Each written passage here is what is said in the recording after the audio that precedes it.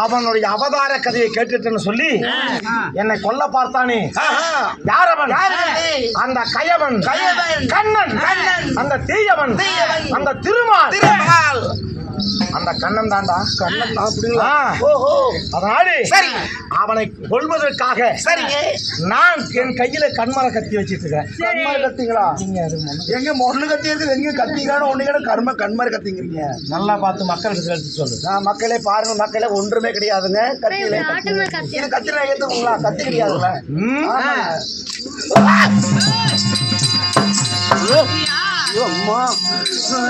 என்ன சொல்றேன்?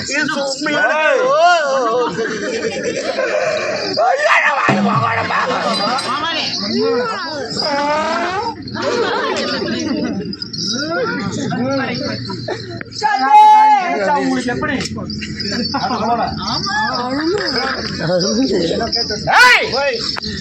கண்ணா? கண்ணா, என் தாயோடு தான் பிறந்த என் தாய் மாமா. ஏண்டா கண்ணா, நானா என்னை கொல்வதற்காக வந்திருக்கின்றாயா? ஏண்டா, என் தாயின் எங்க அம்மா வயிற்றுக்குள்ள இருக்கும் பொழுது உன்னுடைய அவதார கதையை நான் கேட்டுட்டேன் என்ற ஒரே காரணத்தால அரவான் உயிரோடு இருக்கக்கூடாது, அவனை அழிக்க வேண்டும் என்ற எண்ணத்தோடு சின்னஞ்சிறு வயதலாக இருக்கும் பொழுது எனக்கு பிரசவம் பார்க்க வரும் பொழுது கண்மரை கத்திய கையிலே கொண்டு வந்து சரி கழுத்தை அறுக்கலாம் என்று திட்டம் திட்டியவன் இந்த கயவன். அன்றைக்கு கொல்ல முடியல 16 வருஷம் கழித்து இன்றைக்கு என்னை தேடி வந்திருக்கிறார் என் தாயின் உருவத்தோடு. கண்ணா, உன் கால்கள் இரண்டையும் பிடித்து என் தலைக்கு மேலே தூக்கி, கால்கள் இரண்டையும் பிடிச்சுன்னு சொன்ன சிரிப்பு பாத்தியா அவனுக்கு? சூப்பரா இருக்கு. என் தலைக்கு மேலே தூக்கி கரகராம் என்று சுழற்றி ஓங்கி பூமியிலே கிட்டீர் அடித்தான்.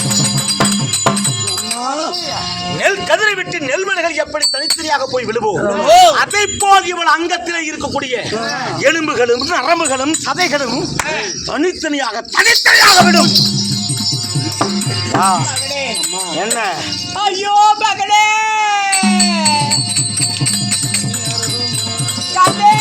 நான் மாயதல்ல, அழகல்ல,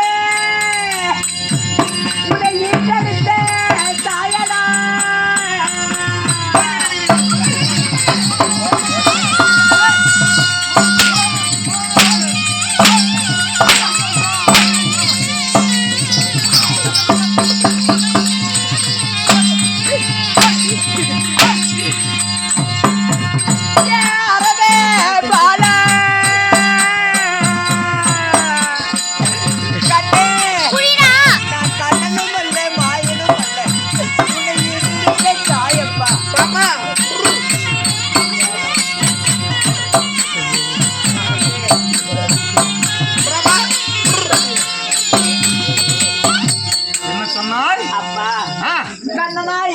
அடிப்பதற்கு நான் மாயமா மறந்திருப்பேன், மாயனா இருந்தா மாயமா மறந்திருப்பேன். அப்பா, இப்படி அடியும் உதையும் நான் வாங்கி கொண்டு நிற்பனே, இப்ப கூட தெரியவில்லையா நான் உன்னை ஈன்றெடுத்த தாயப்பா. இவன் சொல்வதும் ஒரு வகையில் நியாயம்தான். கண்ணனாக இருந்திருந்தால் காணாமல் போயிருப்பார்கள், மாயவனாக இருந்திருந்தால் மாயமாய் மறைந்திருப்பார்கள். ஆமாங்க. ஆனால் நான் அடிக்கின்ற அடி ஒவ்வொன்றும் இடிபோல் விழுகிறது. எல்லாம் திட்டிக் கொண்டு இவள் நிற்கிறான்னா இவள் கண்ணன் அல்ல. ஆனால் ஒருவேளை கைக்கூலியாக கூட இருக்கலாம். இவள் தான் என்னை பெற்ற தாய் என்பதற்கு இதனை சாட்சி. அதனாலே நான் உனக்கு ஒரு பரீட்சை வைக்க போகிறேன். எப்படி? எனக்கு காலாண்டு பரீட்சையா, இல்ல அரையாண்டு பரீட்சையா, இல்ல முழாண்டு பரீட்சையா, இல்ல எந்த பரீட்சை?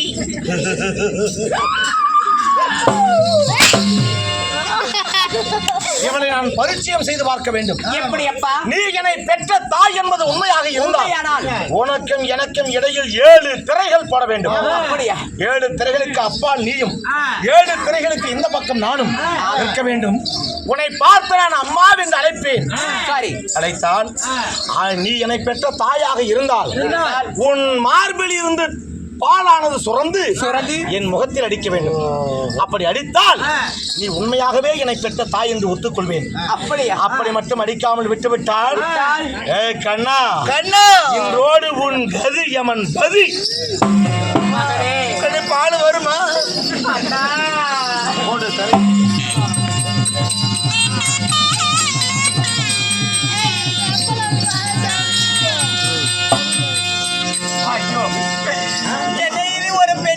எனக்கு வந்த சோதனை 16 ஆண்டு காலம் கழித்து நான் இப்பதான் என் மகனையே நான் கண்ணுல பார்த்திருக்கிறேன். பார்த்த உடனே நீ மாயனா இருந்திருக்கலாம், ஆயனா இருந்திருக்கலாம், நீ என் தாயா இருந்தா உன் மார்பிலே பால் சுரந்து என் முகத்திலே அடிக்க வேண்டும் என்று சொல்றானே.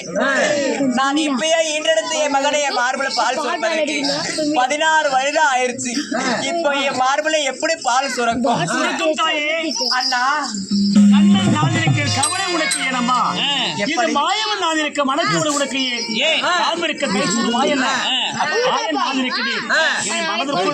மனதார நினைத்துக்கொள். நிச்சயமாக உனக்கு தாய்ப்பால் தானே சுரக்கும். ஆகட்டும் அண்ணா. சரி அண்ணா மாயவா கோவிந்தா.